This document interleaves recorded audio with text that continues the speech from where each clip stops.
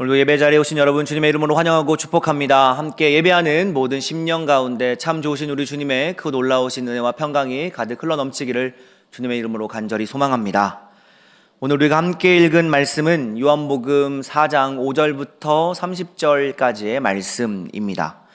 이 본문은 예수님께서 이제 유대를 떠나서 갈릴리로 돌아가시는 길에 이 사마리아 수가성의 우물가에서 한 여인을 만나 나누신 대화를 기록하고 있습니다. 복음서에 이렇게 기록된 예수님의 대화 가운데 가장 길게 이어지는 장면이 바로 이 이야기입니다. 그만큼 중요한 의미가 담겨 있다는 의미 아닐까요? 이 이야기는 우리에게 매우 익숙합니다. 많은 분들이 이 우물가의 여인 이야기로 기억하고 계실 겁니다. 이 우물가의 여인이라고 하는 복음 성가도 있고요. 또 어떤 분들은 이 본문을 전도에 관한 이야기로 들으셨을 수도 있을 것 같습니다. 예수님을 만난 여인이 마을로 달려가서 사람들에게 예수님을 전했다 하는 점 때문에 전도의 모범적인 이야기로 자주 인용되기도 합니다. 그리고 또 예배란 무엇인가 하는 것을 함께 살펴보는 그런 내용을 담고 있는 본문이기도 합니다. 물론 그것도 중요한 의미입니다. 그러나 이 본문을 조금 더 깊게 살펴보면 단순히 전도 이야기를 넘어서고 또 예배 이야기를 넘어서는 매우 중요한 메시지가 담겨져 있다는 것을 우리가 확인해 볼 수 있습니다. 그것은 바로 우리 예수님께서 한 사람 한 사람을 그 한 사람 한 사람에게 맞는 방식으로 찾아오신다는 사실입니다. 마치 학생 한 명을 위해서 따로 이렇게 시간을 내어 가르쳐주고 계시는 1:1 과외 선생님과 같이 말입니다. 이 말씀을 우리가 잘 이해하기 위해서는 먼저 이 본문이 요한복음 전체 흐름 가운데 있다는 것을 우리가 기억할 필요가 있습니다. 그 말은 곧 예수님이 사마리아 여인과 만난 이야기가 요한복음 전체에서 갑자기 뚝 떨어진 어떤 한 이야기가 아니라 요한복음 안에서 전체 맥락 안에서 이어지는 이야기라는 뜻입니다. 지난주에 우리는 양승준 목사님을 통하여서 요한복음 3장의 니고데모 말씀을 함께 들었습니다.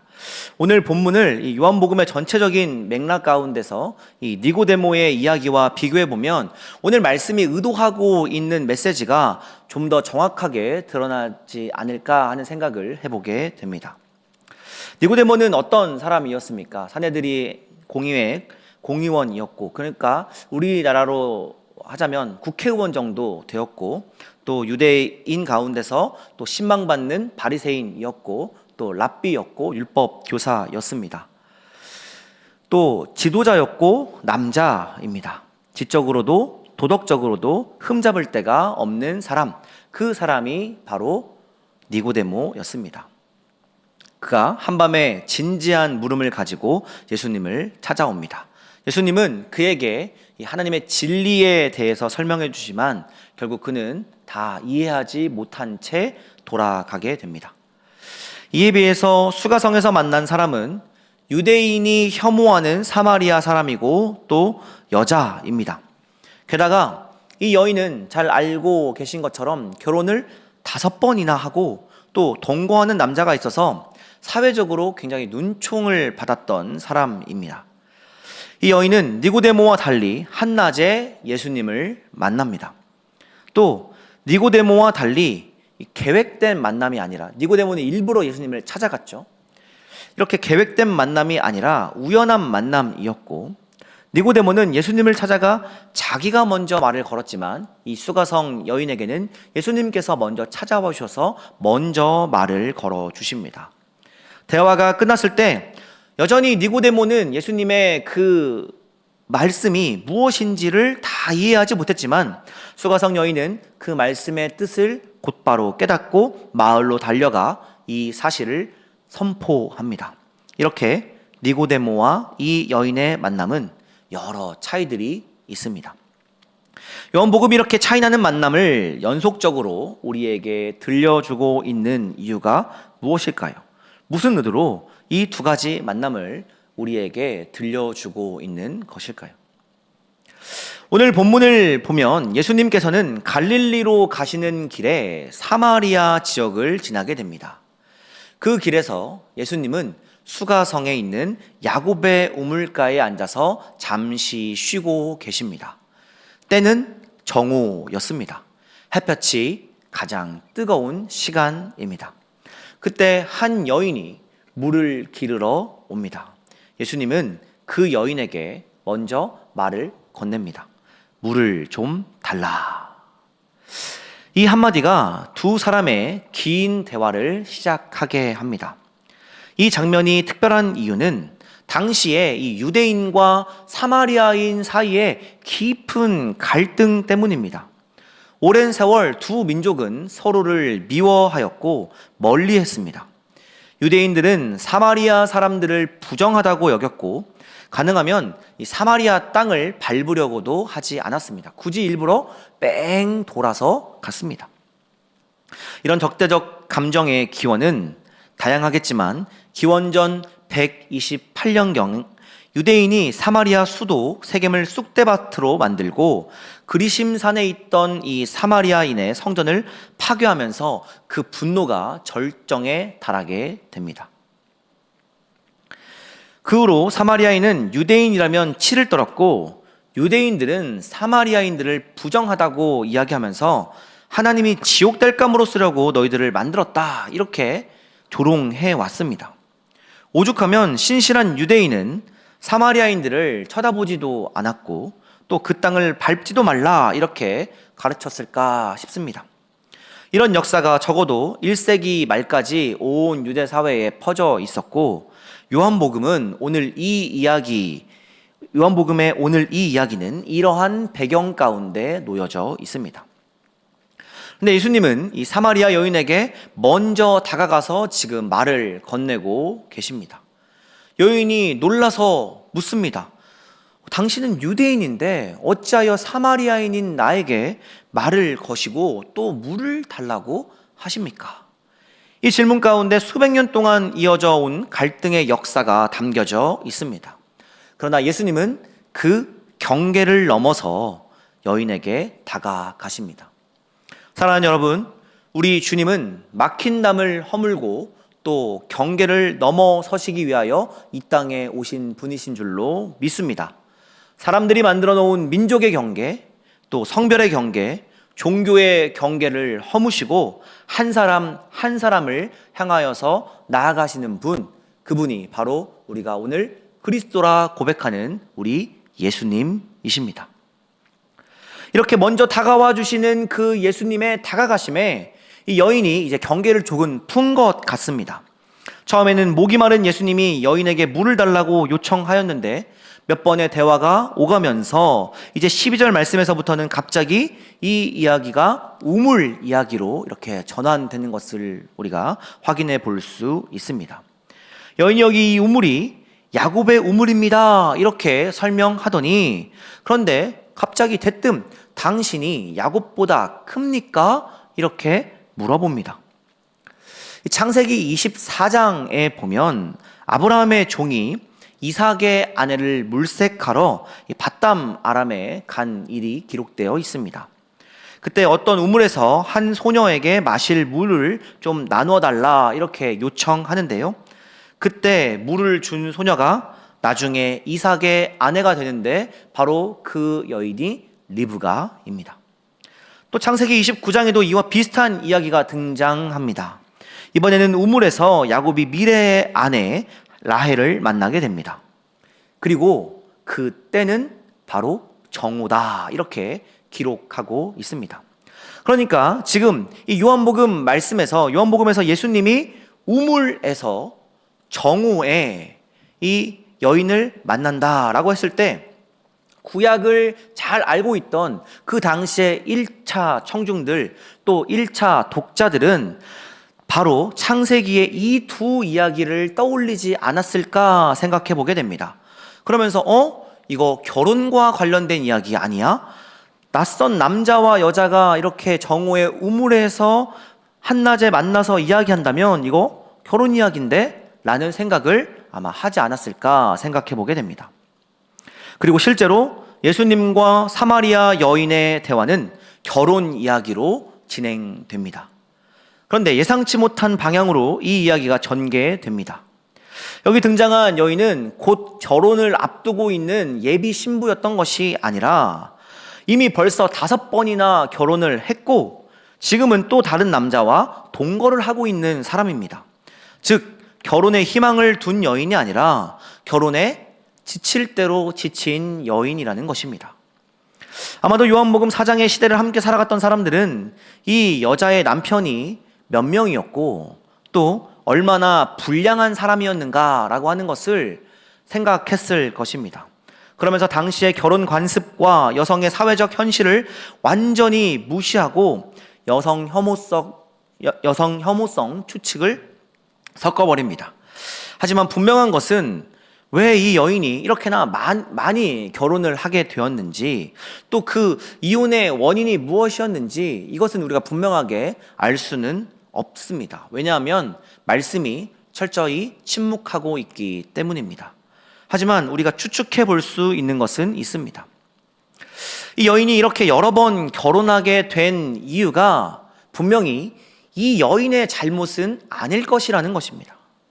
왜냐하면 1세기 당시의 이 중동 지방에서 여자가 남편에게 먼저 이혼을 통보할 수 없었기 때문입니다. 그렇기 때문에 우리는 이 구절을 읽으면서 어떻게 5번이나 이혼을 할 수 있어? 어떻게 그렇게 여러 번 결혼 생활을 할 수 있어? 라고 이 구절을 읽으면서 생각하기보다는 5명의 남편을 가진 부정한 여인으로 우리가 이 여인을 읽을 것이 아니라 5번이나 버림받은 불쌍한 여인으로 우리는 이 여인을 읽어야 한다 하는 것입니다. 이 여인의 삶을 극도로 불리하게 만드는 건 순전히 그 사람이 여자라는 사실입니다. 어떤 설명과 변명도 통하지 않는 1세기를 살아가는 여인이 바로 이 사마리아 여인이라는 것입니다. 그래서 이 여인은 어떻게 해서라도 자신의 처지를 숨기고 싶었을 것입니다. 그런데 예수님께서 요한복음 4장 16절 말씀에서 대뜸 이렇게 말씀하십니다. 뭐라고 말씀하십니까? 이르시되 가서 내 남편을 불러오라. 예수님이 지금 몰라서 하는 말이 아니라는 것을 분명히 우리는 확인해 볼 수 있습니다. 여자가 그 예수님의 질문에 물음에 대해서 그 명령에 대해서 뭐라고 답하고 있습니까? 나는 남편이 없습니다. 그러자 이어지는 예수님의 말씀이 17절, 18절 말씀에 기록되어 있는데요. 우리 같이 함께 읽어보겠습니다. 여자가 대답하여 이르되 나는 남편이 없나이다. 예수께서 이르시되 내가 남편이 없다 하는 말이 옳도다. 너에게 남편 5이 있었고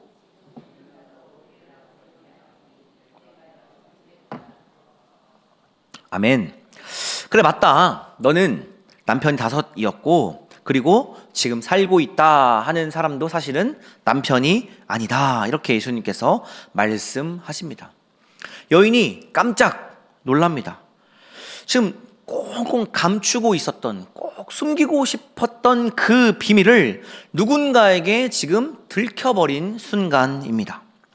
어쩌면 이 순간 여인은 굉장히 수치스러워서 화를 벌컥 내면서 참 당신이 뭔데 나에 대해서 이렇게 저렇게 이야기하냐고, 재수없다고 이렇게 이야기하면서 그 자리를 떠났을 수도 있을 것 같습니다. 그런데 이 수치심을 대하는 이 여인의 반응이 참 놀랍습니다. 자신의 삶이 예수 앞에 훤히 드러나는 순간 여인은 도망가지 않고 좀 더 용기를 냅니다. 그리고는 이제껏 속에 품고 있던 가장 내밀한 자신의 질문을 꺼내놓기 시작합니다. 이렇게 야곱의 우물에서 만난 이 여인의 만남은 하나님 만남의 유의미한 관계로 점점 확장되어 갑니다. 그리고 이야기는 20절 말씀에서부터 예배 장소에 대한 문제로 이어지게 됩니다. 요한복음 4장에는 예배라는 단어가 한국어 성경에서 가장 많이 나오는 장입니다. 우리가 매 예배 때마다 예배의 부름 순서를 통하여서 선포하는 하나님은 영이시니 예배하는 자가 영과 진리로 예배할지니라 하는 이 말씀도 요한복음 4장의 말씀입니다. 이 구절을 접하게 되면 우리는 이제 주일 예배와 같은 이런 예배, 이것을 이제 떠올리게 됩니다. 그런데 사실 여기에서 예배라고 되어 있는 원어는 그런 말이 아닙니다. 요한복음 4장에 나오는 예배라고 하는 이 단어는 모두 프로스쿠네오라고 하는 단어를 사용합니다. 엎드려 절하다, 경배라고 하는 그런 의미를 담고 있고, 또 모든 유대인들은 이 프로스쿠네오라고 하는 이 단어를 모두 기도라고 이해했습니다. 자, 이제 여인이 예수님께 용기 있게 속에서 꺼낸 질문이 무엇인지 우리가 같이 한번 확인해 보고자 합니다. 20절 말씀에 보면 이렇게 기록되어 있는데, 우리 20절 말씀을, 4장 20절 말씀을 같이 함께 읽어 보겠습니다.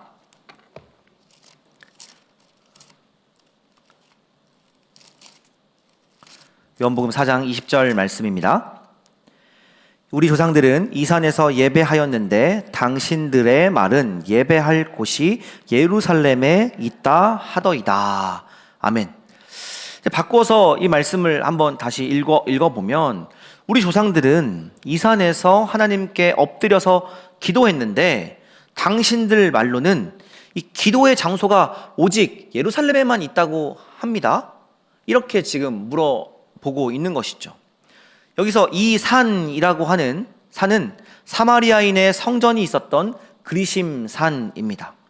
이어지는 21절 이하에서 예수님이 어떻게 답하는지도 한번 여러분들 들어보시기 바랍니다. 여자여, 내 말을 믿으라. 그리심산도 아니고 예루살렘도 아니다. 너희가 하늘 아버지께 기도할 때가 오는데 바로 그게 이때라. 하나님 아버지는 참으로 기도하는 사람을 찾는다. 지금 이게 24절에 찾는다, 이게 23절까지 말씀이고요. 24절 말씀에 보면 하나님은 영이시니 기도하는 자는 영과 진리로 기도할지니라, 이렇게 기록되어 있습니다. 이 예배라고 하는 단어를 기도라고 하는 이 유대인들이 이해하는 단어로 우리가 바꿔서 다시 읽어보면 말이죠. 여기서 영과 진리로라고 하는 말은 일종의 하나의 수거입니다. 진심으로라고 하는 뜻으로 우리가 읽어볼 수 있습니다. 그러니까 기도하는 사람은 진심으로 기도해야 한다라는 것입니다. 기도하는 사람은 진심으로 하나님과 하나가 되어야 한다라는 뜻으로 읽을 수 있겠습니다. 그리고 또 이 구절에서 중요한 것은 하나님은 영이시다라고 하는 이 말입니다. 하나님의 영, 바로 성령입니다. 우리가 제 아무리 진심으로 기도한다 하더라도 성령의 도움 없이는 아무것도 아니라 하는 것입니다. 성령은 진심으로 기도하는 이에게 응답하신다는 약속입니다.